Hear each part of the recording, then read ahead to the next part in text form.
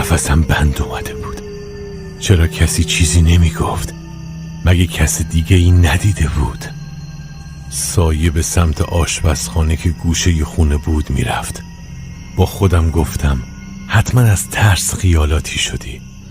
ولی ترس در بند استخوانم نفوذ کرده بود که حتی جرأت بیان موضوع رو نداشتم.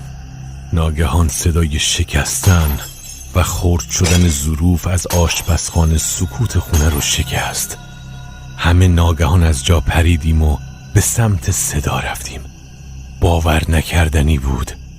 درب فلزی شکسته شده بود و تمامی ظروف کاملا خرد شده در وسط آشپزخانه بود.